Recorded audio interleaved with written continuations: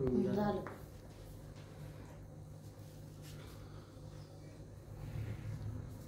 ओम नमो ज्ञानेश्वरा म्हणा. ओम नमो ज्ञानेश्वरा.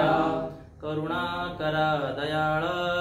करुणाकरा दयाळा. तुमचा अनुग्रह लाधलो.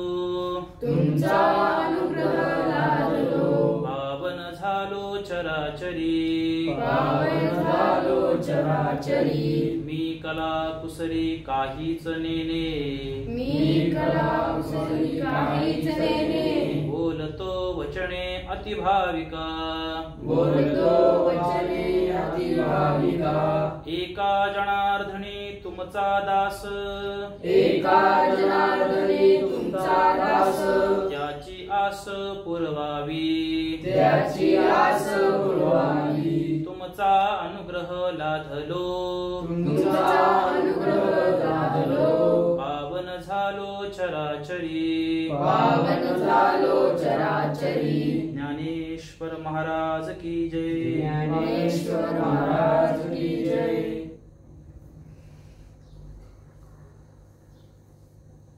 मागच्या सत्रापर्यंत आपण मागच्या रविवारी कोण कोण होता?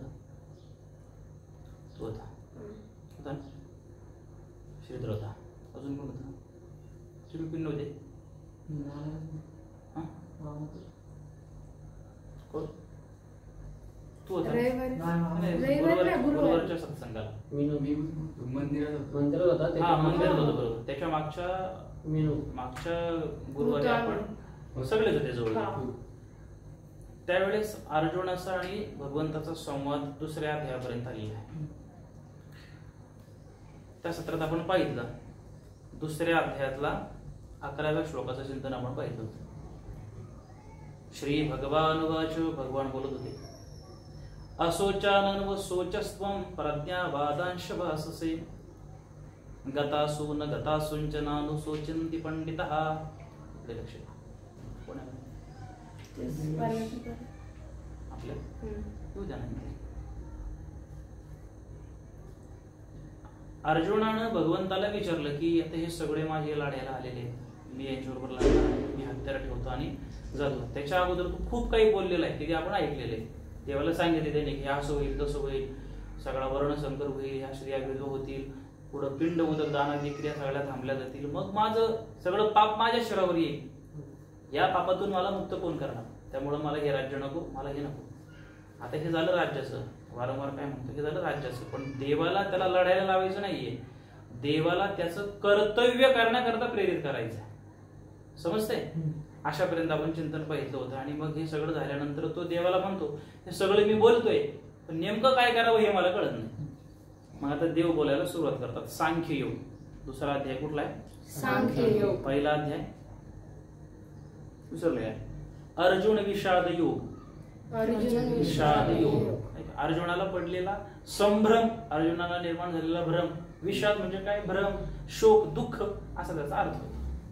हा जो आहे तो सांख्य योग. या सांख्य योगामध्ये जन्म मृत्यू नाही का, आत्मा अनात्मा, शरीर आत्मा याच्या संबंधानं वेदांचं जी मत आहे तीच मतं या अध्यायामध्ये भगवंत सांगतायत. या श्लोकात काय सांगितलं होतं की अर्जुना, अरे तू पंडिताप्रमाणे बोलतो पण ज्या गोष्टीचा शोक करायला पाहिजे त्या गोष्टीचा शोक करत नाही. आणि ज्या गोष्टीचा शोक करू नये त्या गोष्टीचा शोक करतोय. ज्या गोष्टीचा शोक करू नये त्या गोष्टीचा शोक करण्यात काय पुरुषार्थ आहे? काय अर्थ नाही त्याला. परंतु ज्ञानी लोक जिवंत किंवा मृताबद्दल शोक करत नाही. कोण आलो बाहेर? पळून गेले का? असं इथपर्यंत आलं होतं.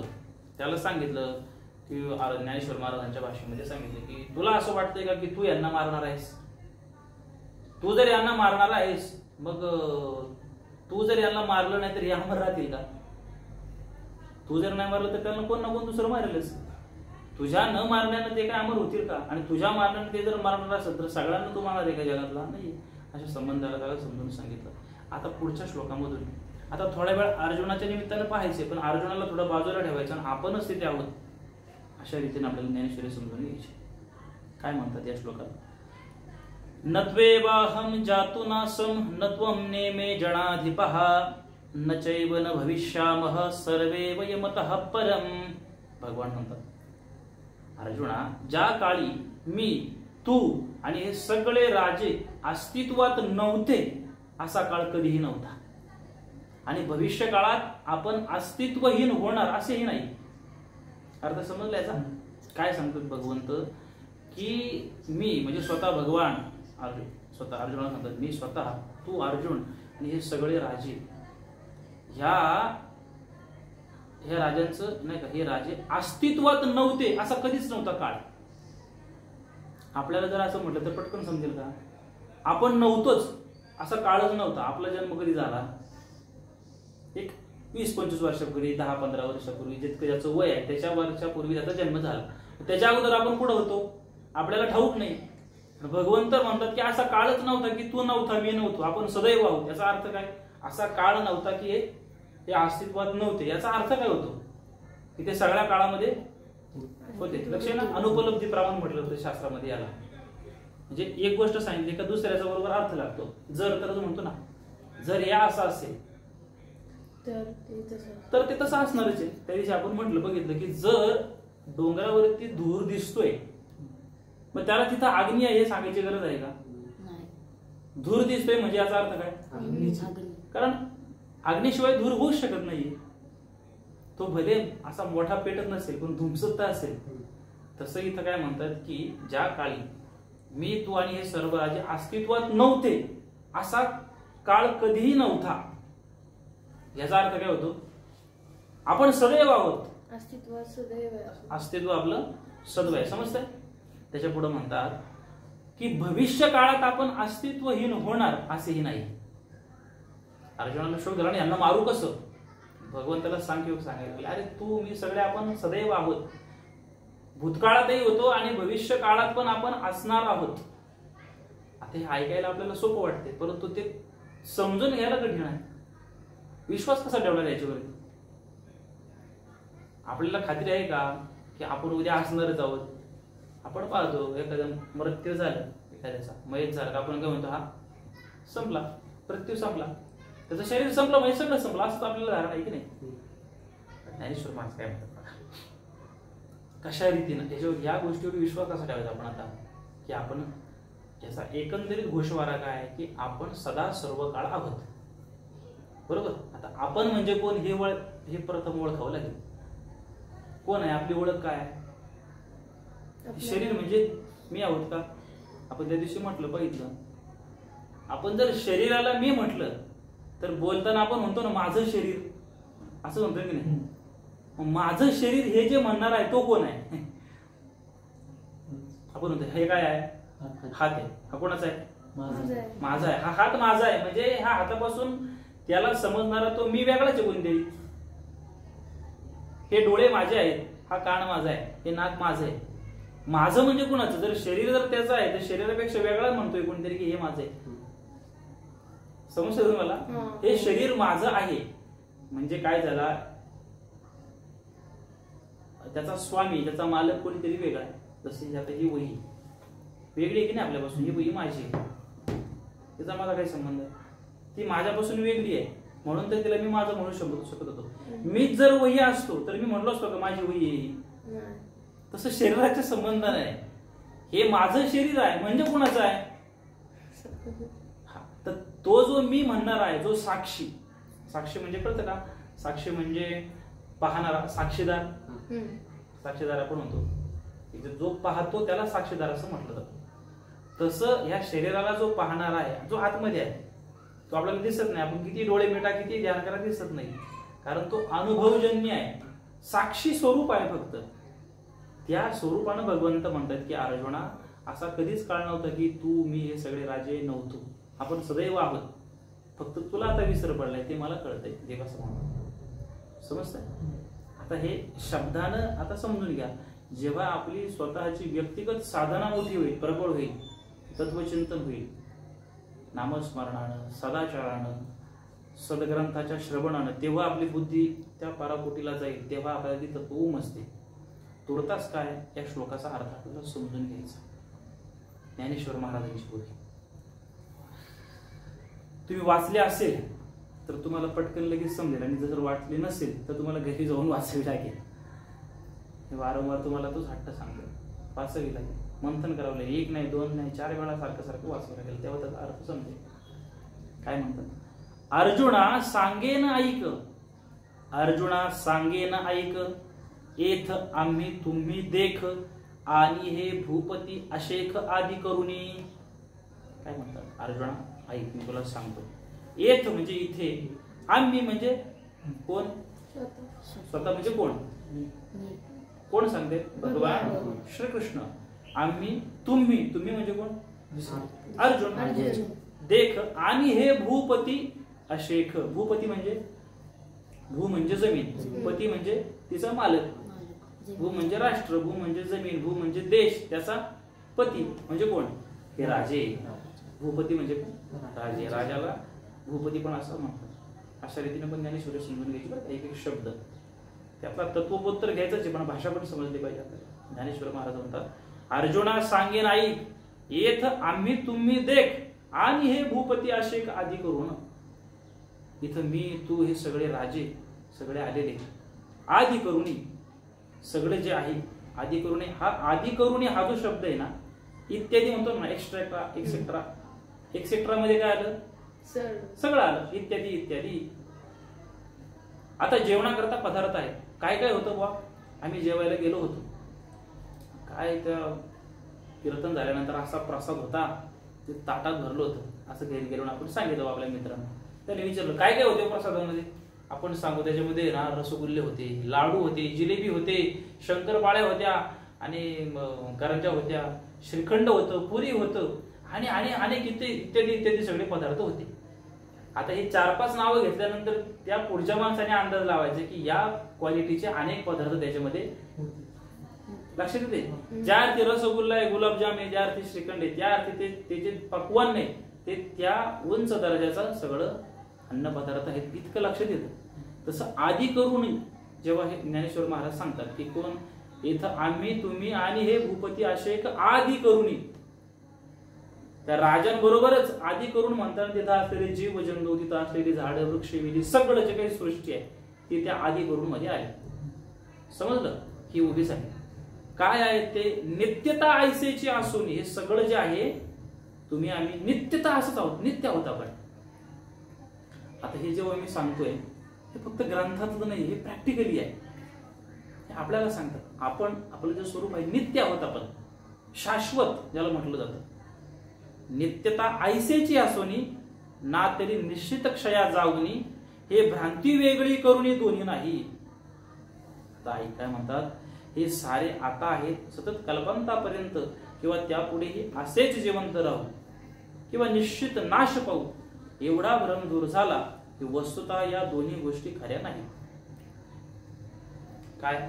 आपल्याला एक भ्रम झाला हे अनंत काळापर्यंत असेल किंवा आता मेल्यानंतर सगळंच संपेल, हा जो भ्रम आहे तो दूर झाला की वास्तविक जे आत्मस्वरूप आहे त्या स्वरूपाची आपल्याला ओळख होते.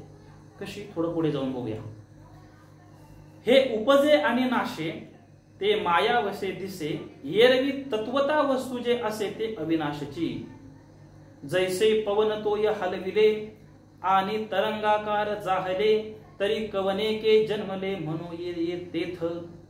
तेची वायूचे स्फुरण ठेले आणि उदक सहज सपाटले, तरी आता काय निमाले विचारी पा.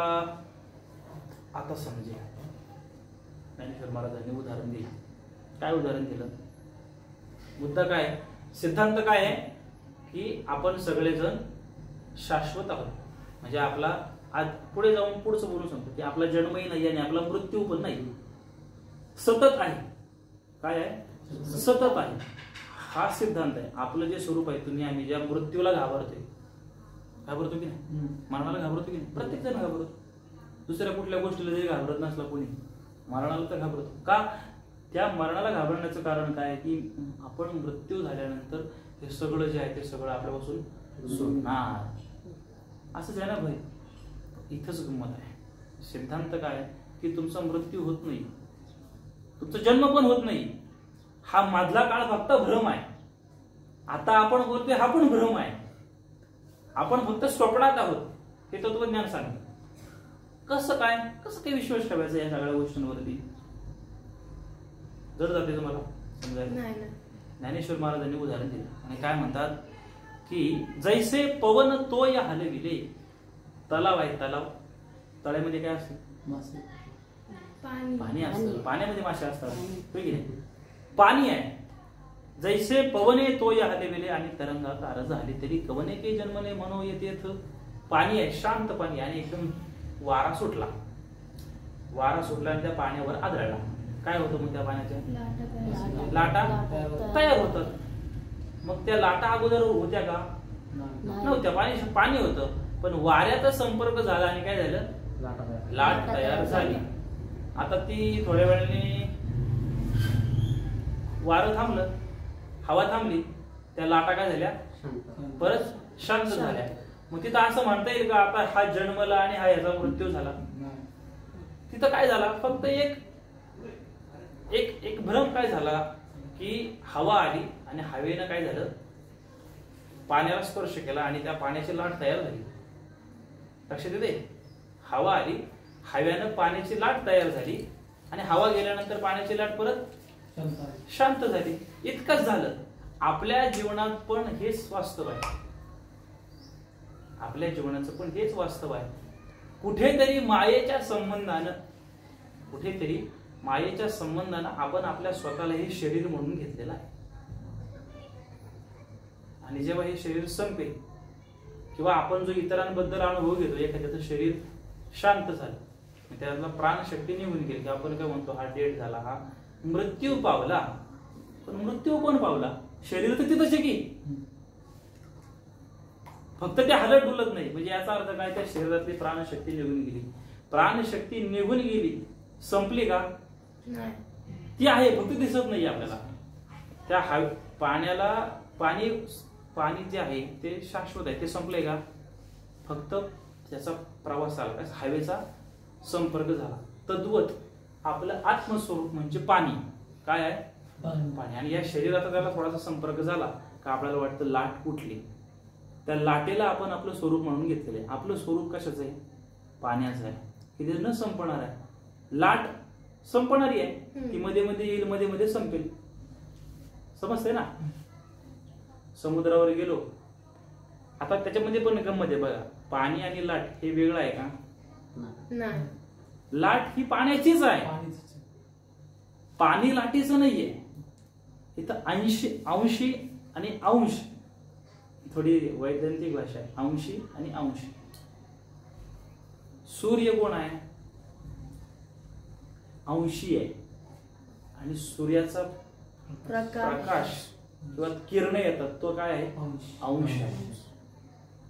समजते? आता ही लाईट ही पण सूर्याचाच अंशच आहे, फक्त ती इलेक्ट्रिक किंवा त्याला काय म्हणूया बदल करत आली. बदलला इंग्लिश मध्ये काय म्हणता येईल त्याला? ट्रान्सलेट का? डिफिकल्ट. चेंज बदल होत आली. ती ही जी बनते ती कशावरून बनते? ज्ञानेश्वरीमध्ये ओवीर पुढे नंतर वीज जी बनते. मला काय सांगायचंय? आत्मस्वरूप एकच आहे. ज्ञानेश्वर महाराजांच्या हरिपाठामध्ये एक आपण दे सर्वा घटी राम देहादेही एक सूर्यप्रकाशक सहस्र रश्मी. सर्व घटी राम म्हणजे सगळ्या घट म्हणजे काय? सगळ्या जीवजंतूंचं घट म्हणजे म्हणताना प्रत्येक शरीर वेगवेगळं शरीर, वेगवेगळ्या जीवजंतूंचं शरीर, त्याला घट म्हणतात. सगळ्यांच्या मध्ये एकच राम तत्व आहे. सर्वा घटी राम देहादेही एक. देह म्हणजे काय? शरीर. देहादेही एक. सगळ्या देहांमध्ये एकच राम आहे. म्हणजे तुमच्यात जी आत्मशक्ती आहे तीच माझ्यामध्ये आहे, जे तुझ्यात आहे तीच तुझ्यात आहे. फक्त आपल्याला ती भिन्न का वाटते? आपण आपल्या शरीरापुरतं त्याला मर्यादित ठेवलंय. ज्ञानेश्वर महाराजांनी त्याला पुढे उदाहरण दिलं. सर्व घटी राम देहादेही एक सूर्यप्रकाशक सहस्र रश्मी. कसं काय विश्वास ठेवायचा ज्ञानेश्वर महाराज तुमच्यावर? ते म्हणतात सूर्याकडे बघा, काय दिसतंय तुम्हाला? एकच सूर्य दिसतोय, पण त्याचा जो प्रकाश आहे तो कसा पडतो? सहस्र रश्मी. रश्मी म्हणजे काय? किरण. हजारो किरण त्यातून बाहेर पडतात आणि त्या किरणांनी काय होतं आपल्याला? पण ती किरण आहेत कोणाची? सूर्याची. त्याच्यापासून वेगळी आहेत का? ती किरण वेगवेगळी भासतात फक्त, पण आहे एकच. त्याचं पण अजून पुढे जाऊन उदाहरण. पूर्वी स्लॅबची घरं नसायची, कशाची असायची, कवळाची असायची, गवत वगैरे टाकून असायची, किंवा पत्र्याच्या नंतर पत्रे, तांब लागलेले पत्रे, काहीतरी तुम्ही अनुभवला असेल, बघितलं असेल, तांब लागले त्याला थोडी थोडी बोळं पडलेली आहे, क्वचित अशी एक होते. किंवा आता जरी पत्रे असले कुठंतरी त्या मिस्त्रीने होल पाडताना चुकीचं पडलं की ते होल तसंच राहत, अशी 4-5 छिद्र पडली, वरून सूर्य उगवलाय, मग त्या छिद्रातून काय होतं, सूर्यप्रकाशाचा खाली येतो, त्याला काय म्हणतात, झरोका. काय म्हणतात त्याला, झरोका असा शब्द. आता 4-5 झरोके आहेत, 4-5 जणांना तुम्हाला सांगितलं की बघा रे सूर्य, तुम्ही 4 जण त्या झरोक्यापेक्षा गेले, तुम्ही असं डोळे लागून बघितलं, तू म्हणणार का माझ्या झरोक्यातून सूर्य दिसतोय बरं का, तू म्हणशील माझ्या झरोक्यातून दिसतोय, तुझ्या झरोक्यात कसं काय, प्रत्येक जण भांडचाल एकमेकांबरोबर, मग ते भांडणे योग्य आहे का, नाही. ते झरोके फक्त आपल्या त्या पत्राला पडलेल्या होलमुळे असं वाटतं की झरोक्यातून दिसणारा सूर्य हा वेगवेगळा आहे, सूर्य एकच आहे, पण तो भासतोय कशामुळे, ती छिद्र वेगवेगळे असल्यामुळं. तसं आत्मस्वरूप हे एकच आहे, फक्त ते हे झरोके आहेत ना पाहण्याचे, म्हणजे हे जे झरोके आहेत आपले प्रत्येकाचे वेगवेगळे डोळे, त्याच्यातून आपल्याला असं वाटतं की हा प्रत्येक जण माझ्यापासून वेगळा आहे. आणि त्या एकत्व भूमिकेपर्यंत येण्याकरता आपल्याला फार मोठी प्रचंड अशी साधना करावी लागेल, फार तत्वज्ञानाला स्वीकारावं लागेल, तत्वज्ञानाला अभ्यासावं लागेल, आणि ते आपल्या जीवनात उतरवावं लागेल, तेव्हा त्याचा अनुभव येईल. समजतंय? काही प्रश्न आहे कोणाला याच्यामध्ये? काय मुद्दा समजण्यात आला आतापर्यंत? आत्मतत्व काय आहे?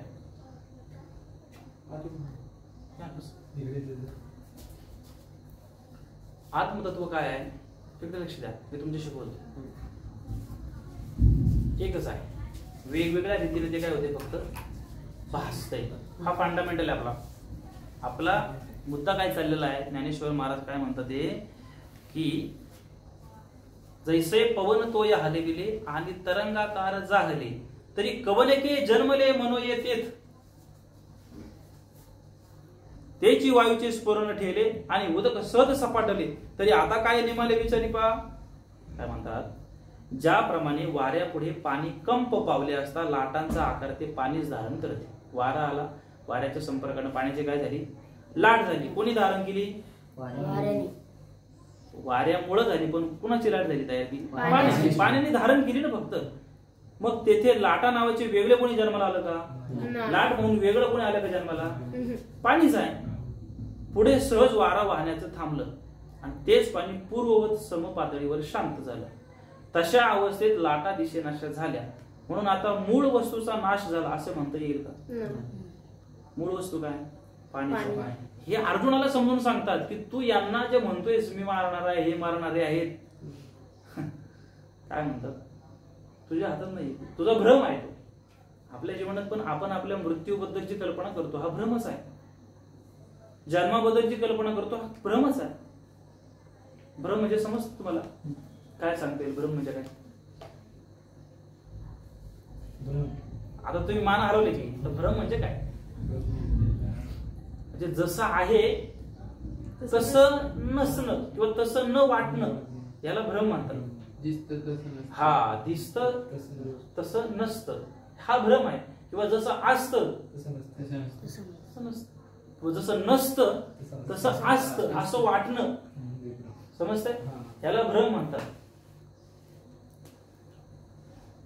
तो भ्रमनिराश कधी होतो, जेव्हा आपल्याला त्याचा प्रत्यक्ष अनुभव होतो तेव्हा. त्याला वेदांतामध्ये एक सुंदर दृष्टांत दिलं होतं. वेदांतामध्ये बरं काय सांगतात वेदांतामध्ये, रज्जू सर्पाकार भासियेले जगडंबर. रज्जू सर्पाकार, रज्जू म्हणजे काय नाही माहिती, ऐकलं नाही कधी? रज्जू म्हणजे दोरी, सर्प म्हणजे साप. त्याला वेदांतामध्ये दृष्टांत देतात. आपण भ्रम या विषयावर बोलतोय. संध्याकाळची वेळ आहे, पूर्वीचा काळ आहे, लाईटी नव्हत्या, संध्याकाळी सगळ्या शेतीची कामं वगैरे करून लोक आपापल्या घरी चालली होती.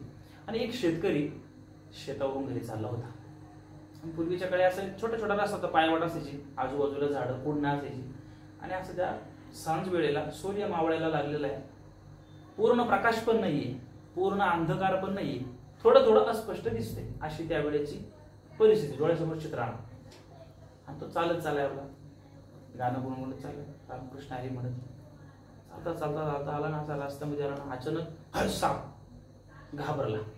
साप मानल्यावर घाबरला. साप वाजल्यामुळे माणूस काय करतो, त्याला नमस्कार करतो, या या या स्वागत आहे आपलं, बरं झालं वेळ झाली असं म्हणतो का. तो घाबरला पळत गेला, अरे साप आहे साप आहे. शेजारी दुसरं एक घर होतं, पटकन ती माणसं, त्यावेळेस लाईट वगैरे नव्हती, पटकन त्या घरातल्या माणसं हे आकाश कंदील आणला, तो कंदील आणला, चला चला बघू. कंदील त्यानं आणला. हा काय काय म्हणून घाबरला होता, साप म्हणून. जवळ जाऊन असं तो कंदिलाने बघितला, असं लाईट धरते जवळ धरून बघितलं तर काय दुरी. माझा घाबरल का तू, माझ्या हातात उचलले, काय म्हणलं हे घाबरलं. आता प्रश्न असा आहे, गोष्ट संपली, वेदांतामध्ये अशी गोष्ट आहे. प्रश्न असा आहे, मग तो साप नव्हता का, नव्हता, पण कधी, जेव्हा आपल्याला भ्रम होत होता तेव्हा तो होता. हा, साप नव्हता हे कधी कळालं तुम्हाला, जेव्हा लाईट येईल ना, प्रकाश नेला तेव्हा कळालं की ही दोरी आहे. मग ती दोरी होती का साप होता, दोरी होती. मग तो घाबरला कशाला होता, त्याला भ्रम झाला होता काय, ती दोरी बरोबर. त्याला काय झालं, जोपर्यंत प्रकाश नव्हता, त्याच्या डोळ्याला प्रत्यक्ष दिसला नाही, तोपर्यंत ते काय होतं, साप होता. तसंच आपलं झालं. जोपर्यंत आपल्याला ज्ञान प्राप्ती होत नाही तोपर्यंत आपण या सगळ्याला काय म्हणून बसलोय, खरा साप हवा. हा संसार म्हणजे खरं आहे, वास्तविक तो त्या दोरीसारखाच आहे. परंतु जेव्हा आपल्याला आत्मस्वरूपाचं ज्ञान होईल, ते ज्ञानेश्वर महाराज म्हणतात, त्या पाण्याप्रमाणे लाट येते जाते, पाणी तसंच आहे. तसं जेव्हा आपल्याला हे वास्तविक स्वरूप कळेल आपलं, की आपण एक शाश्वत भगवंताचे अंश आहोत, त्यावेळेला हा सगळा मायामोह संपून जाईल. पुढच्या श्लोकात येईल. समजते तुम्हाला, डीप आहे, सायकोलॉजीच आहे, मानसशास्त्रच आहे, पण डीप मध्ये आहे. ते समजून घेण्याकरता आता हळूहळू तुम्हाला थोडं जड जाईल, पण जेव्हा आपण वारंवार ते ऐकू, काही काही नवीन शब्द तुमच्या कानावर येते जे तुम्हाला माहितीच नाही. जसं म्हणलं रज्जू, माहिती होतं का, नव्हतं. पण ते जेव्हा आपण श्रवण करू, त्याच्याकरता खूप ऐकलं पाहिजे, भाषा समृद्ध झाली पाहिजे आपली, तेव्हा ते आपल्याला समजेल. पॉइंट ऑफ व्ह्यू काय आपला, की भ्रम. जीवनाबद्दल अर्जुनासारखाच आपला पण भ्रम झालाय. आपल्याला असं वाटतं हा माझा, तो माझा, हा पारका, तो माझा शत्रू आहे, हा माझा मित्र आहे. हा जो भेद आहे हा भ्रमच आहे. याच्या पलीकडे सगळे सर्व घटियामध्ये हा ही एक सूर्य प्रकाशक सहस्र रश्मी. हे उदाहरण दिलं पाण्याचं. काय सांगितलं, अर्जुना सांगेन ऐक येथ आम्ही तुम्ही देख, आणि हे भूपती अशेक आदी करुणी, नित्यता ऐसेची असुनी, ना तरी निश्चित क्षया जाऊनी, हे भ्रांती वेगळी करुणी दोन्ही नाही, हे उपजे आणि नाशे, ते माया विषय दिसे, एरवी तत्वता वस्तू जे असे ते अविनाशची, जैसे पवन तोय हलगले. पवने, पवन म्हणजे काय, वारा. तोय म्हणजे पाणी. म्हणून ज्ञानेश्वरी वाचायला लागेल आपल्याला, शब्द कळणार नाही. आता आपण पारायण केलं, तोय म्हणजे काय, तो आपण तोय म्हणजे तो असं नाही, तोय, तोय म्हणजे हलविले आणि तरंगाकार झाले. तरंग तरी कवने के जन्मले मनोये तेथ. तेथ म्हणजे तिथे, तेची वायूचे स्फुरण ठेले आणि उदक सहज सपाटले, तरी आता काही निमाले विचारी पा. असा या श्लोकाचा अर्थ झाला. अशी मी सगळी विचार करत होतो, आता हे संत आपल्याला सांगतात, पण आपल्याला तर ते अनुभवाला येत नाही. त्यांचं म्हणणे आहे, पण आपल्याला का अनुभवाला येत नाही. त्याचं कारण काय, कारण ते ज्या पायरीवरून सांगत आहेत, आपण त्याच्यापेक्षा खालच्या पायरीवर आहोत, त्याच्यामुळे आपल्याला तिथून दिसत नाही. एखादा उंच माणूस आहे, अशी गर्दी आहे खूप, आणि पुढे स्टेजवर काहीतरी कार्यक्रम चाललेला आहे, कीर्तन चाललेलं आहे, किंवा भाषण चाललेलं आहे, किंवा काहीतरी नाच गाणं चाललेलं आहे, कॉलेजचं फंक्शन चाललेलं आहे. अशी सगळी मुलं उभी आहेत, पुढच्या नाही बसायला. जो उंच आहे त्याला सगळं दिसेल, जो बोटका आहे त्याला दिसेल का, उंच तो कोण, अरे काय काय बाहेर डान्स करतोय, तो हर्षला टाळ्या वाजवा टाळ्या वाजवा, आणि तिथं चेतन उभा आहे खाली, आणि त्याला तो आपलं काय कार्तिक म्हणतोय अरे टाळ्या वाजव, तो म्हणतो कशाला टाळ, मला दिसतच नाही तो. आता काय खरं काय खोटं, तो जे बोलतोय ते खोटं आहे का? खरं आहे का? कारण त्याला दिसतंय. ह्याला दिसत नाही म्हणजे हा काय म्हणणार? खोटच आहे. मग ते नक्की खरं आहे का खोटं आहे? ते खरं आहे, पण याची उंची तेवढी नाहीये. समजतंय तुम्हाला? तसं हे जे तत्वज्ञान आपल्याला खोटं का वाटतं? कारण त्यांच्या विचारांची जी उंची तितकी आपली नाहीये. मग ती उंची वाढवण्याकरता काय करायला लागेल?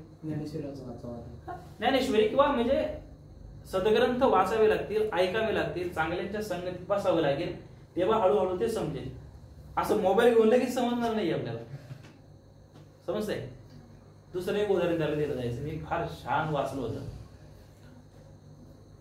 पूर्वीच्या काळी बैलगाडीचा प्रवास असायचा. बैलगाडी प्रवास असायचा. रस्ते वगैरे नव्हते, टेकडं वगैरे असं काही बोगदे खोदलेले नव्हते. चढ असला की चढानेच गाड्या जायच्या. आज आपण मोठमोठे डोंगर जरी गेले तरी चढ वगैरे येतोच. बैलगाडीचा प्रवास होता आणि एका टेकडावर असा, त्या टेकडावरून तो रस्ता जायचा आणि त्या टेकडावर नेमकं एक झाड होतं. काय होतं? त्या झाडावर एक मित्र झाडावर बसलेला होता आणि एक मित्र खाली झाडाच्या खाली सावलीत बसला होता आणि झाडावर फांदीवर बसला होता आपला. त्याने दूरून येताना एक बैलगाडी पाहिली. टेकडी आहे, टेकडीवर एक झाड आहे, त्या झाडावर एक जण बसलाय आणि त्याचा मित्र झाडाखाली बसलेला आहे. तो झाडावर बसलेला आहे, त्याला बाजूला नजर टाकली. अरे म्हणे लांबून एक बैलगाडी दिसते हो मला आलेली. हा म्हणतो काय खाली बसलेला होतो, काय खोटं बोलतोय, मला कोणी दिसतेय? झाडावर बसलेला काय म्हणतोय? अरे बैलगाडी आली, चला चला. आता बैलगाडी जायला आपल्याला साधन नाही, आता काही चालायची गरज नाही, आपण बैलगाडी बसून पुढच्या गावाला जाऊ. तो म्हणतो आधीच चालून चालून पाय थकलेत आणि तू काय थट्टा लावली माझी, काहीतरी खोटं बोलतोय, मला दिसत नाही पुढं. अरे तो म्हणतो ही काय दिसतीये? त्याला काय दिसतीये? उंचावर आहे, उंचावरून त्याला खूप लांबपर्यंत दिसेल, पण जो खाली आहे त्याला टेकडा असल्यामुळे काय होणार, जिथपर्यंत ती समांतर रेषा आहे त्याच्या नजरेची किंवा त्याचा आवाज आहे तिथपर्यंत दिसणार. ती बैलगाडी आली. जशी जशी वर यायला लागली, हा मग नंतर याला वाटतं आता आवाज होतोय बरं का, हा हा हा आहे. म्हणजे काय थोडासा विश्वास त्याच्यावर बसायला लागला की हा बोलला ते खरं बोला. व्हायला अश्वित नव्हता पण दिसत नव्हती, पण थोडा थोडा बैलांची घुंगरं वगैरे वाजायला लागली, गाडीच्या चाकांचा आवाज यायला लागला. तेव्हा मी याला काय वाटलं, याने बघितले का अजून खाली बसलेले, पण अंदाज घेतला की आता गाडी आलेली आहे. अरे वा, जरा मनात आहे सुटलं. जेव्हा ती वरती आली, हा मग टाळी वाजवली, वा आता गाडी आहे. ती गाडी आली, पण ती गाडी भरलेली होती, जागाच नव्हती बैलगाडीमध्ये. दोघं नाराज झाले. पुन्हा ती बैलगाडी पुढे जाऊन पुढच्या उताराला लागली. हळूहळू ती गेली. जो खाली बसलेला आहे त्याला ती दिसेनाशी झाली. तो म्हणतो गेली बघ गाडी, आपल्याला काय जायला भेटलं. तो झाडाला म्हणतो काय गेली, हे काय चालली अजून, काय म्हणतोय काय चालली, ह्याला दिसत नाही का? कारण तो खाली बसलेला आहे. जो वरती बसलेला तो खूप दूरपर्यंत ती गाडी जाताना पाहतोय, त्याला ती दिसतीये गाडी. तो त्याचा अनुभव घेतोय, प्रत्यक्षात अनुभव घेतोय, पण तो अनुभव खाली जो बसलेला आहे त्याला नाहीये. दृष्टांत संपला, गोष्ट संपली. तत्वज्ञानाच्या पातळीमध्ये, तत्वज्ञानाच्या गोष्टीमध्ये या गोष्टीला फार महत्व आहे. जे म्हणून अध्यात्मशास्त्रानं, भगवद्गीतेनं, ज्ञानेश्वर महाराजांनी, तुकाराम महाराजांनी, आधी करून संतांनी जे म्हणून सांगितलं ते असंच आहे. ते कुठे बसलेले आहेत? झाडावरती बसलेले आहेत आणि आपण कुठे आहोत? खाली बसलेलो आहोत. ते सांगता येते आपल्याला की हा जन्म मृत्यू हा केवळ एक भ्रम आहे. तुम्हाला ते तसं वाटतंय, परंतु आम्ही पाहतोय की तिकडं ती गाडी आहेच, इकडं उतरताना पण गाडी आहेच, पण आपण झाडाच्या खाली बसल्यामुळे आपल्याला असं काय वाटतंय मध्येच कुठेतरी ती गाडी आली आणि परत नाहीशी झाली. परंतु तो झाडावर बसलेला आहे, तो त्याला फार दूर पासून बघतोय की ती गाडी गेली पण नाही ना आली पण नाही, दिसतेच मला, तिचा फक्त प्रवास चाललेला आहे. समजताय? आपलं काय झालंय, आपण त्या झाडाखाली बसल्यामुळे आपल्याला काय वाटतं, जेव्हा ती गाडी ते वरती टेकडा आली का आपण त्या गाडीचा जन्म झाला, दिसली म्हणजे गाडीचा जन्म झाला की नाही. आणि पुन्हा तिथे तो टेकड संपून खाली उतरली की गाडीचा मृत्यू झाला. गाडी म्हणजे आपलं हे शरीर. हे शरीर जेव्हा आपल्याला दिसतं, जेव्हा आपल्याला उमज यायला लागते, आपण जगाकडून जे ग्रहण करतो डोळ्यांनी, कानाने, नाकानं, त्वचेनं, 5 ज्ञानेंद्रिय दिली की नाही, 5 ज्ञानेंद्रिय आहेत, डोळे, कान, नाक, जीभ, त्वचा, 5 ज्ञानेंद्रिय आहेत की ज्यांना आपण इन्फॉर्मेशन घेतो, अनुभव घेतो. आणि 5 कर्मेंद्रिय आहे ज्यांना आपण त्याची प्रतिक्रिया देतो. पहिलं ग्रहण करतो आणि मग फीडबॅक देतो. समजतंय? किती वाजले? चालू आहे ना ते? किती वाजले? 7:20 म्हणजे अजून वेळ आहे. अशा रीतीनं ज्ञानेश्वरी समजून घ्यायला लागेल. हा तर श्लोक समजला तुम्हाला. आता हा पक्का समजण्याकरता परत घरी जाऊन ज्ञानेश्वरी पुस्तकायची आणि मग तो श्लोक वाचायचा. तो श्लोकाच्या ओव्या वाचायच्या, त्याच्या बाजूला अर्थ जर अर्थसहित असेल तर तो अर्थ पाहायचा. अन्यथा तीच ओवी परत परत वाचायची, एक एक शब्द लक्षात घ्यायचा. म्हणजे ती ज्ञानेश्वरीतला जो मुद्दा आहे तो आपला फिट राहील. ते पाठ करावा असं नाहीये, तो एखादी ती क्षमता असेल तर पाठ करू शकता. पण मला काय म्हणायचंय, ती पाठ करण्यापेक्षा आपल्याला समजली पाहिजे, प्रॅक्टिकली जीवनात आली पाहिजे. आणि हा एक मुद्दा समजला तर आपल्या जीवनात दुःख राहील का? जर सगळाच भ्रम आहे, मग आपल्याला निर्माण झालेलं सुख हा पण भ्रमच आहे, निर्माण झालेलं दुःख हा पण भ्रमच आहे की नाही? त्याच्या पलीकडे उठावं लागेल. त्याच्या पुढे हेच अर्जुनाला समजून सांगताना ज्ञानेश्वर महाराज भगवंत 13वा श्लोक गातात. काय म्हणतात? आता 12वा श्लोक बघितलं, दुसऱ्या अध्यायातला 12वा श्लोक. 13वा श्लोकात काय म्हणतात? देहिनो अस्मिन् यथा देहे कौमारम यौवनम जरा तथा देहांतर प्राप्तिर् धीरस्तत्र न मुह्यति. अर्थ काय त्याचा? की ज्याप्रमाणे देहधारी आत्मा अविरतपणे या देहात बालपणापासून तारुण्यात आणि तारुण्यातून वृद्धपणात जातो, त्याप्रमाणे मृत्यूनंतर जीवात्मा दुसऱ्या देहात प्रवेश करतो. आणि असे असल्यामुळे तो आत्मा नित्य असल्याचे जाणतो. त्याला विद्वान तत्ववेत्ता जन्म मृत्यूविषयी भ्रमित होत नाही. अर्जुन भ्रमित झाला की नाही जन्म मृत्यूपासून? त्याला काय वाटतं की मी यांना मारणार, म्हणजे मारल्यानंतर हे काय होणार? मरणार. जर मी यांना नाही मारलं तर मग हे काय राहतील? जिवंत राहतील, असा त्याला भ्रम आहे. आता अर्जुनाला थोडा वेळ वाजू लागला. आपला पण भ्रम तसाच आहे. आपला भ्रम आहे ना जन्म मृत्यू बद्दल, पण तो कसा आहे? त्याला उदाहरण दिलं ज्ञानेश्वर महाराजांनी, भगवंतांनी उदाहरण दिलं त्याला. त्या ओव्या 3 ओव्या, त्या ओव्या वाचतो आणि मग त्याचा अर्थ सांगतो. ऐके शरीर तरी एक. ओवी वाचताना कोणाला अर्थ समजला तर मला हात वरती करून सांगा की आम्हाला आता हात थोडा समजलाय, चुकला हरकत नाही. ओवी वाचताना मी मला कळेल की ज्ञानेश्वरी समजायला लागले की नाही. ऐके शरीर तरी एक, परी वयसा भेद अनेक. हे प्रत्यक्षची देख प्रमाण तू, एथ कौमारत्व दिसे मग तारुण्य ते भ्रंशे. परी देहची न नाशे एकेका सवे, तैसी चैतन्याच्या ठाई ये शरीरांतरे होती जाती पाही. ऐसे जाणे तया नाही व्यामोह दुःख. समजलं थोडंफार तुम्हाला कोणाला ओवी मधून? थोडं पॉइंट नाही समजला. काय म्हणतात ज्ञानेश्वर महाराज? ऐके शरीर तरी एक. शरीर काय आहे? एक आहे, बरोबर. परी वयसा भेद अनेक. वयसा म्हणजे काय? वय. वयस म्हणजे थोडं नाही, वयस नाही.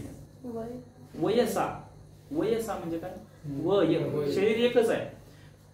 परी वयसा भेद अनेक, परंतु त्या शरीराच्या वयाच्या वेगवेगळ्या अवस्था आहे की नाही? कुठल्या कुठल्या आहेत? बालपण आहे, तरुणपण आहे, म्हातारपण आहे, अगदी जर्जर म्हातारपण आहे. पण शरीर एकच आहे ना? बदललंय शरीर? शरीर तेच आहे. लहानपणापासून आतापर्यंत तुम्ही बदलले का?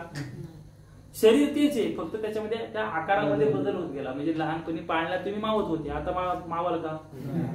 काय झाले? आता अवयव शरीर वगैरे वाढलं, वजन वाढलं, हातपाय कान डोळे मोठे झाले. समजतंय? ज्ञानेश्वर महाराज ही ज्ञानेश्वरी आहे. वेगळं काही अवघड आहे याच्यामध्ये? काही वाटते अवघड काही? इतकी सोपी ज्ञानेश्वरी. आपल्याला अवघड का वाटते? कारण आपल्याला भाषेचं ज्ञान नाही. पहिल्यांदा इंग्रजी अवघड का वाटते आपल्याला?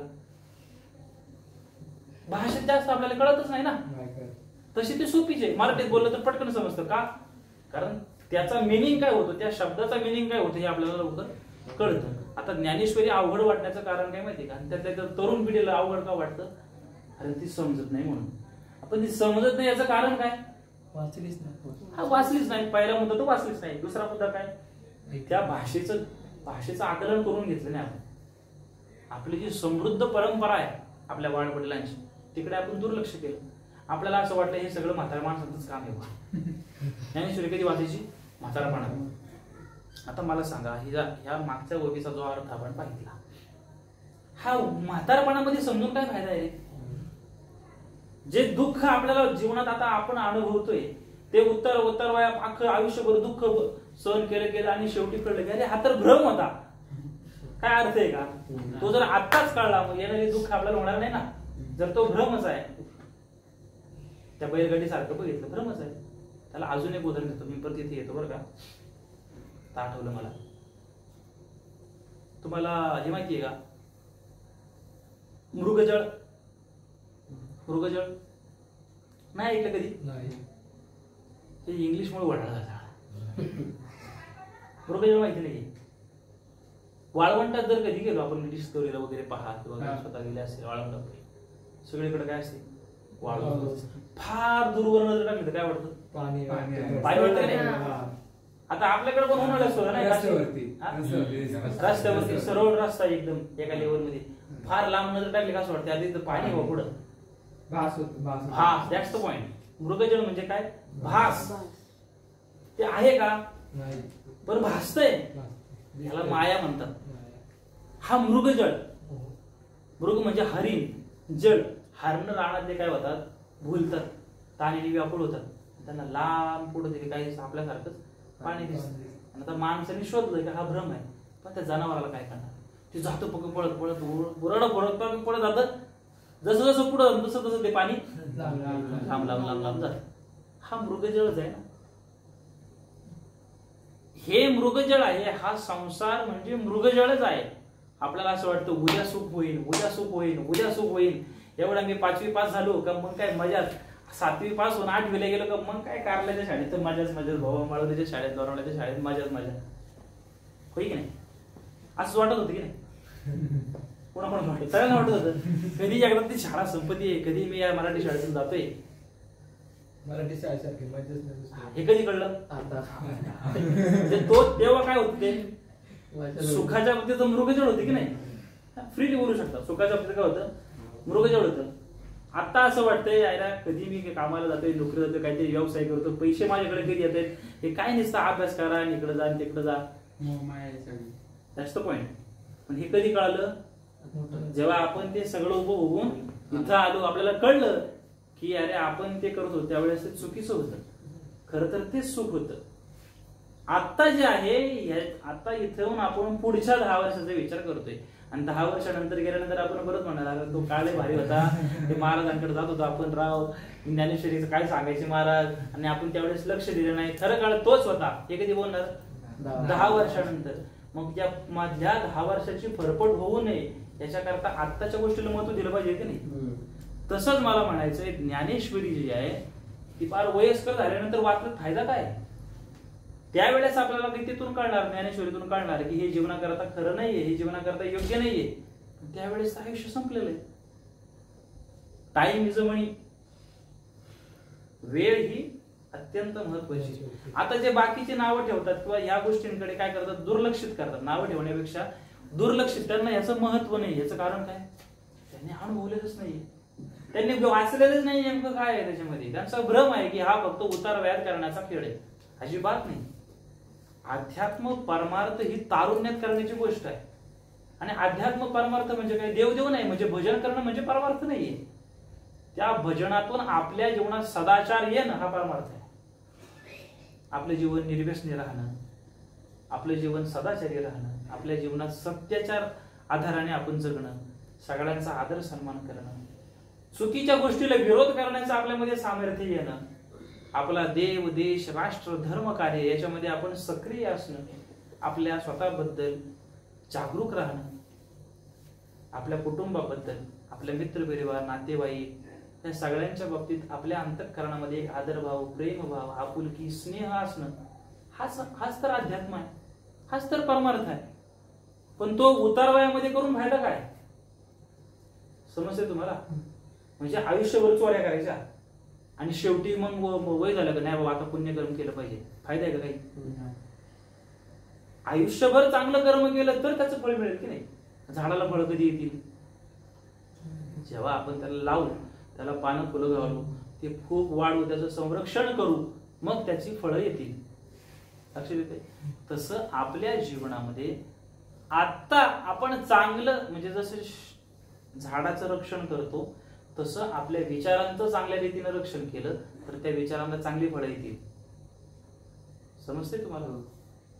आपल्याला कुठून बाजूला गेलो आपण? ऐके शरीर तरी एक, परी वयसा भेद अनेक. शरीर एकच आहे पण त्याचे अनेक अनेक भेद आहेत. हे प्रत्यक्षाची देख प्रमाण तू काय अर्थ होतो तो? हे प्रत्यक्ष म्हणजे काय? रियालिटी. प्रॅक्टिकली बघ की. अर्जुन म्हणतो बघ की प्रॅक्टिकली. तूच तुझ्याकडे बघ. लहानपणी जो तू तसा होता आता तसा आहे का? नाही. थोडा अजून वयस्कर नंतर राहणार आहे का? नाही. पण शरीर तेच आहे. बदललंय का? नाही. त्याचं वय बदललंय, शरीर तेच आहे. हे प्रत्यक्ष प्रमाण बघ. तुला भ्रम झाला ना अर्जुनाला. एथ कौमारत्व दिसे. मग तारुण्य ते भ्रंश. कौमारत्व कुमार वयामध्ये गेला. कुमार वय म्हणजे बाबा 8, 10, 11, 12, 15 वर्षापर्यंत कुमार वय म्हटलं जातं. 5-7 वर्षापर्यंत शिशु बालक म्हटलं जातं त्याला. 5-7 वर्षापर्यंत पहिल्या तासपर्यंत आपण म्हणतो बाळ आहे बरं का. थोडं थोडं मोठं झालं मग कुमार लावतो की नाही. तोच आता 20 वर्षाचा मुलगा झाला. मग कोण झाला तो? तरुण झाला की नाही. इथं काय म्हणतात? येथ कौमारत्व दिसे. मग तारुण्य ते भ्रंश आहे पण तरुणपणात कुमार वयातलं शरीर राहतं का? मग त्याला मिशी येते, दाढी येते, मोठा होतो की नाही. परी देहची न नाशे. मग त्याला दाढी मिशी आली म्हणून त्याला शरीर संपलं का? आहेच. परी देहची न नाशे एकेका सवे. जशी अवस्था बदलते तसं शरीर मात्र बदलत नाही. फक्त शरीराची अवस्था बदलते. तैसी त्याप्रमाणे त्या शरीराच्या प्रमाणे तैसी चैतन्याच्या ठाई. चैतन्य म्हणजे कोण? चैतन्य कोण बर? बोल. चैतन्य म्हणजे काय? आत्मा. आपण जे बोलतोय, पाहतोय, ऐकतोय त्याच्या मागे एक पॉवर आहे ना. त्याच्यामध्ये एक ऊर्जा, एक काय म्हणतात त्याला, आता पॉवरच म्हणतात इंग्लिश मध्ये. ऊर्जेला एक शक्ती आहे, एनर्जी आहे. That's the point. दिसते कधी? आपण अन्न खातो, ते खाल्ल्यानंतर त्याचं ते पचन कोण करतंय? त्याच्यात पचनातून रक्त कोण तयार करते? त्या रक्तातून पूर्ण शरीराला आपल्या एनर्जी कोण देते? माहिती आहे का आपल्याला? ते जे सगळं करतंय ना तो आत्मा आहे. सायन्स मध्ये इतकं तर माहिती आहे सायन्स आपल्याला की आपण अन्न खाल्ल्याशिवाय तर आपल्याला एनर्जी येणार नाहीये. ती एनर्जी निर्माण करणार कोण आहे? तेच आत्मस्वरूप आहे, तेच भगवत स्वरूप आहे. देव असं कुठे नाहीये की प्रतीक आहे. भक्ती, तो भक्ती मार्ग आहे. तिकडे आता तो वेगळा पार्ट राहील. जेव्हा आपण फिलॉसॉफी समजून घेतोय, सांख्ययोग समजून घेतोय, त्या सांख्ययोगाकडे जाण्याकरता भक्ती मार्ग सुद्धा आवश्यक आहे. तो भक्ती मार्ग हे पण साधन आहे. लक्षात घ्या. कार्तिक, साधन म्हणजे काय? एक इन्स्ट्रुमेंट. तुम्हाला गाडी रिपेअर करायची, स्क्रूड्रायव्हर एक इन्स्ट्रुमेंट आहे. त्या इन्स्ट्रुमेंटचा उपयोग तुम्हाला नट खोलण्यासाठी करता येईल, स्क्रू खोलण्यासाठी करता येईल. स्क्रूड्रायव्हरचा त्याला खोलण्यासाठी जर तुम्ही पाना वापरला तर येईल का? इन्स्ट्रुमेंट त्या साधनेला किंवा त्या गरजेस जशी गरज आहे त्या गरजेचंच इन्स्ट्रुमेंट लागेल. वेगळं इन्स्ट्रुमेंट वापरलं तर नाही म्हणत. तसं हा जे तत्वज्ञान आहे ते समजून घेण्याकरता ज्ञान मार्ग, योग मार्ग, कर्म मार्ग, भक्ती मार्ग म्हणजे ही 4 साधनं सांगितली आपल्याला आपल्या शास्त्रांनी, पूर्वजांनी. हायली डेव्हलप आहे. याच्यावर परदेशातले लोक संशोधन करतात. आता जे आपण चर्चा करतोय ना, या चर्चा परदेशामध्ये कॉलेजमध्ये शिकवल्या जातात. ती वेळी आहेत का? आता आपल्याला असली विचित्र सवय लागली की फॉरेन करून शिक्का मारून लागा म्हणतो वा वा इम्पॉर्टंट आहे. आपलंच नेलंय त्यांनी, आपलंच गोष्ट पाठवतात आपल्याला. पण आपण ते पॅकिंग बघून म्हणतो वा वा एक नंबर, ब्रँडेड आहे बरं का. कुठलं टी शर्ट आहे? ब्रँडेड. काय ते घोड्याचं असतं काहीतरी एक चित्र. आपलंच नेलंय कापडा त्यांनी आणि त्यांनी ते पैसे बळ मारून आणला. सांगायचा मुद्दा काय? हे तत्वज्ञान समजून घेताना भक्ती मार्ग हे साधन आहे, पुढे येईल. पण विवेकानं तपासायचं झालं तर जी चैतन्य, एनर्जी, पॉवर हे आपलं मूळ स्वरूप आहे. ते फक्त अनुभवगम्य आहे. शब्द तुम्ही वारंवार ऐका, पण समजून घ्या त्याचा अर्थ. तैसी चैतन्याच्या ठाई म्हणजे काय? ठिकाणी, नाही का? चैतन्याच्या ठिकाणी. शरीराचं उदाहरण बघितलं की नाही आपण, त्या शरीराप्रमाणे वय बदलत जातं पण शरीर तेच आहे. तैशी चैतन्याच्या ठाई ये शरीरांतरे होती जाती पाही. त्या चैतन्याच्या ठिकाणी शरीर एक जाते, दुसरं बदललं जाते, ते जाते, तिसरं बदललं जाते, पण चैतन्य तेच आहे. एका शरीरातून गेला, नाही का? एका शरीरातून मेला, पुन्हा त्यानं काय, त्या चैतन्याने काय केलं? दुसरं शरीर धारण केलं. त्या शरीराचा जो काही कालावधी आहे तेवढा जगला, पुन्हा ते शरीर सोडलं, पुन्हा तिसरं घेतलं. शरीर बदलली पण चैतन्य तेच आहे. अवस्था बदलल्या पण शरीर हे उदाहरण आहे. आणि कशासाठी? सिद्धांत चैतन्याच्या संबंधाने. आपला आत्मा, चैतन्य म्हणजे आत्मा, समजून घ्या सोपं पडेल. मग जन्म मृत्यू आहे का? फक्त काय आहे? चेंजेस. पुढे कोई येते ह्याच्यात नाही, पुढे जैसे जीर्ण वस्त्र सांडीचे आणि नूतन वेष्टीचे तैसे देहांतराते किजे चैतन्य नाथे. जुने कपडे झाली, फाटली पार, आता तुम्ही फाटलेले घालता ये नवले, फॅशनच्या नावाखाली फाटलेले कपडे घालतात का पोर? आता आहे का कोण? नाही ना. फाटके कपडे घालू नये बरं का. फाटके कपडे हे दरिद्राचं लक्षण आहे. त्याच्यामुळे त्या फॅशनच्या नावाखाली आपण आपली संस्कृती सोडायची नाही. छान कपडे घालायचे, तारुण्य आहे ना, तारुण्यात पण आनंद घ्यायचा, मस्त टापटिपीत राहायचं, केस पण व्यवस्थित सुटसुटीत, आपल्यामुळे दुसऱ्यांना त्रास होणार नाही, मोकळं झटके बिटके मारायला लागणार नाही, अशी ठेवायची नाही. एक चांगलं टापटिपीत राहायचं मस्त पैकी. जेवण एकदा दिलं गणेश देवानी, मग त्याचा एक सात्विक आनंद घ्यायचा.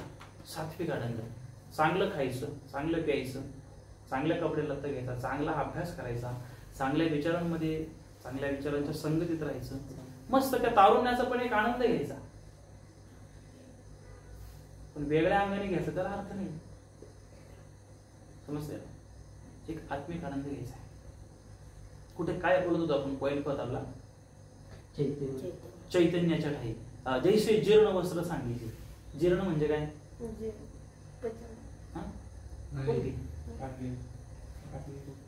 जीर्ण, जीर्ण काय म्हणतात तू? बोल की. पचन. अजीर्ण येते रे. अजीर्ण म्हणजे पचन, तो जीर्ण वेगळा. जीर्ण म्हणजे जुनं. जीर्ण म्हणजे काय? जुनं. जैसे जीर्ण वस्त्र, वस्त्र म्हणजे कपडा. जैसे जीर्ण वस्त्र सांडीचे म्हणजे काय? जुने कपडे सांडले. सांडीचे म्हणजे आता तो द्रव पदार्थाला हे पाणी सांडलं असं होतं. त्याचा दोष नाहीये. प्राकृतमध्ये या मराठीमध्ये थोडासा काही काही शब्दांचा अर्थ बदलतो. सांडीचे म्हणजे टाकून देणे. सांडीचे जैसे जीर्ण वस्त्र सांडीचे आणि नूतन वेष्टीचे. नवीन कपडे. वेष्टीचे म्हणजे काय? धारण केलं. That's the point. आता ज्ञानेश्वरी समजायला लागली. अशी हळूहळू ज्ञानेश्वरी समजून घ्यायची. तैसे देहांतराते किजे. देहांतर म्हणजे काय? बदलणे. देहांतर, एका देहातून दुसऱ्या देहात जसं कपडे बदलतो तसं देहांतराते किजे चैतन्य आते म्हणजे आत्मा. जसं आपण काय करतो, जुने कपडे झाले की काय करतो?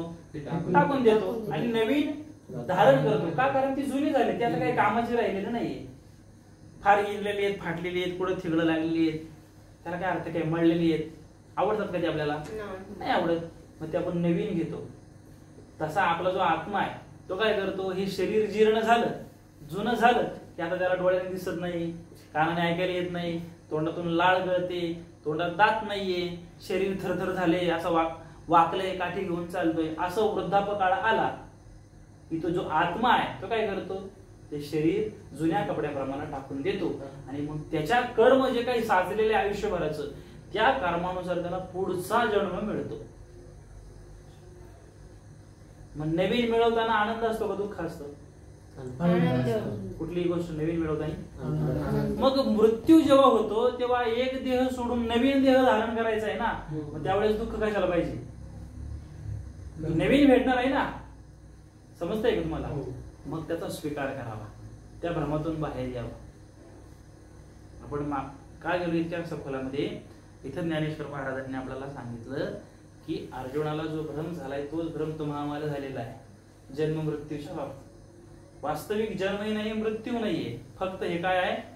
बदल आहे एक. आता याच्या पूर्वीच्या जन्मामध्ये आपण कोण होतो माहिती होतं का आपल्याला? माहितीये का? पुढे कुठला जन्म असेल माहितीये का? नाही.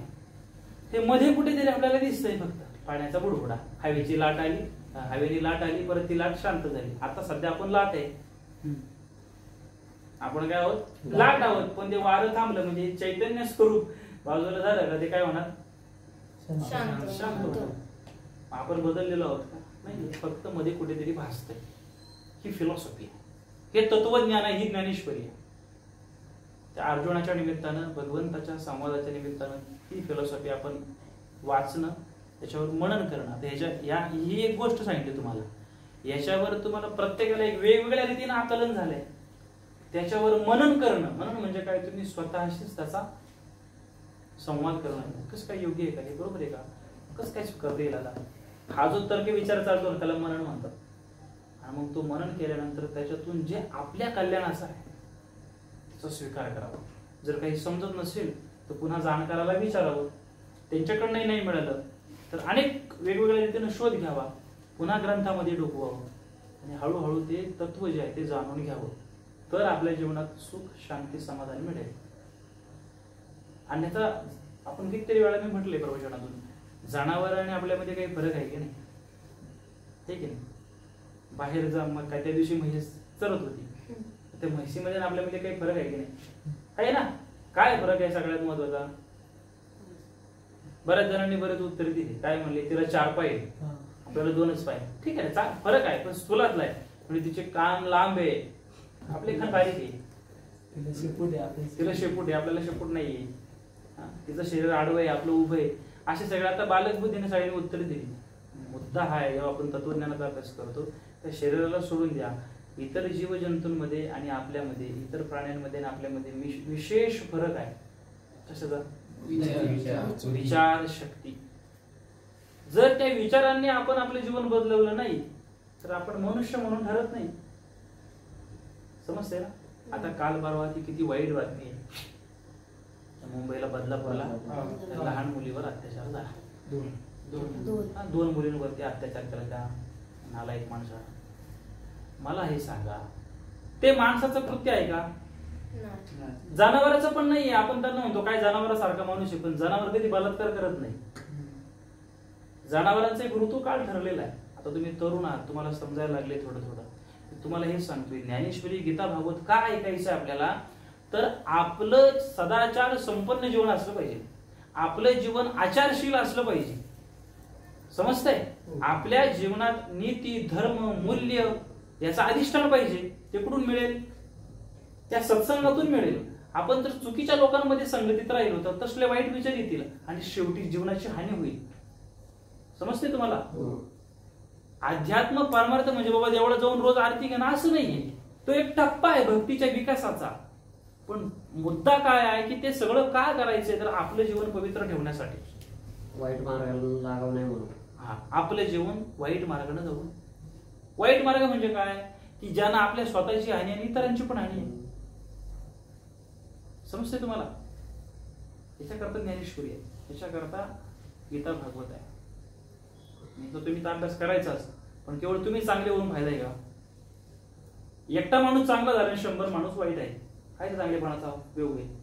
मग त्या चांगल्या माणसाने काय केलं पाहिजे? त्याच्या अवतीभोवतीची 10 माणसं तरी चांगली केली पाहिजे. बरं, बळजबरीनं गळ्यात घालायचं नाही त्यांच्या. जसं आता आपण इतके जण मिळून आलो, त्याचं कारण काय? कुठेतरी तुम्हाला वाटलं ना की यार आपल्याला चांगलं ऐकायला मिळतं, यांना आपल्या जीवनात कल्याण आहे, त्यांना आपल्या जीवनामध्ये चांगला विचार आपल्याला मिळतो. मग आपण गेलं पाहिजे सहवासामध्ये, आपण गेलं पाहिजे सत्संगामध्ये. तोटा आहे का काही? तर कोणाची काही नुकसान होत आहे? नाही. मग मुद्दा तोच आहे की आपण या सगळ्या गोष्टी अभ्यासल्या पाहिजे. आपण बदलून आपल्या बरोबर आपल्या मित्रांना पण बदललं पाहिजे. ज्याला आवडत नाही, फारसं रुचत नाही, त्याच्या गळी फार उतरू नये, पण काही प्रमाणात आपण त्याला चांगले विचार दिले पाहिजे. समजताय? आता हा मुद्दा तर झालाच, या श्लोकांचा अर्थ. आता तत्समाने चर्चा निघली. काय होतं, काय बरं, मला तर मुद्दा फार छान आठवला होता, डोळ्यासमोर आला होता. आपण जन्माला येतो, कोणाच्या पोटी जन्माला यावं हे आपल्या हातात होतं का? नाही. म्हणजे आपले आई वडील कोण असावं हे आपण ठरवू शकतो का? नाही. आपले भाऊ बहीण कोण असावं हे आपण ठरवू शकतो का? नाही. आपले नातेवाईक कोण असावं हे आपण ठरवू शकतो का? नाही. मला हे आवडतच नाही, हे मामा मला आवडत नाही, नव्हतंच पाहिजे, ही काका मला आवडत नाही, ही मावशी मला आवडत नाही, आपल्या हातात आहे का? नाही. तर पुढे जाऊन आपली पत्नी कोण असावं हे आपल्या हातात आहे का? नाही.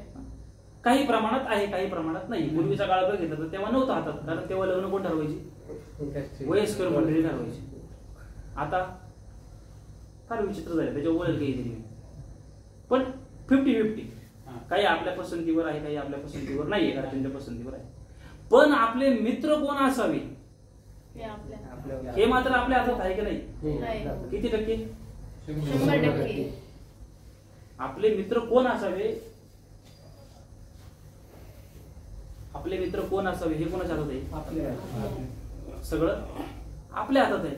त्यामुळं आपण आपल्या संघानं, आपण आपल्या बुद्धीनं कुणाच्या संगतीत राहावं एवढं तर ठरलं पाहिजे.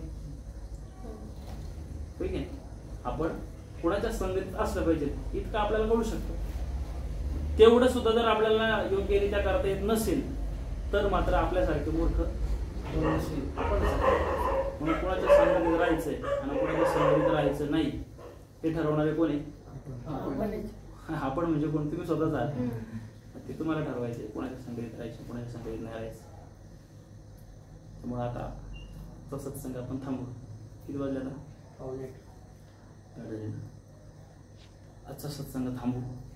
2 श्लोकांचा आपण अर्थ बघितला. त्या 2 श्लोकांच्या रीतीने आपण पाहिलं सगळं. जन्म मृत्यूच्या संबंधानं, शरीराच्या संबंधाने एक उदाहरण दिलं ज्ञानेश्वर महाराजांनी. शरीर जसं वेगवेगळ्या वयात वेगवेगळं जातं, शरीर तेच असतं. आत्मतत्व ही काय करतं? फक्त शरीर बदलतं, परंतु ते शाश्वत आहे. त्याच्या अगोदर आपण पाहितलं की हा भ्रम जो निर्माण होतो कशा रीतीनं? पाण्याला वायूचा स्पर्श झाला की लाटा तयार होतात. वायूचा स्पर्श संपला की पाणी आहे तसंच राहत, पाण्यामध्ये बदल होत नाही. तसा आपल्या आत्मस्वरूपामध्ये, चैतन्य स्वरूपामध्ये कुठलाही बदल होत नाही. हे 2-3 मुद्दे आपण लक्षात घेतले.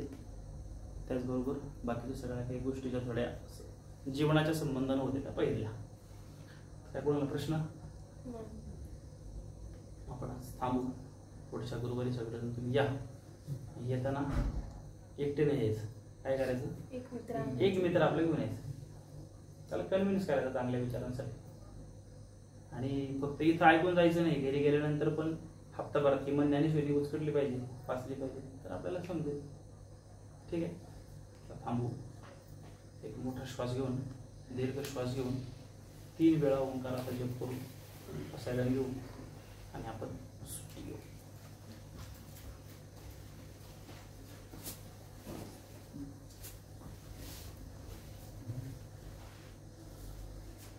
मोठा श्वास घ्या, हळूहळू सोडून नंतर ओंकाराचा जप करू.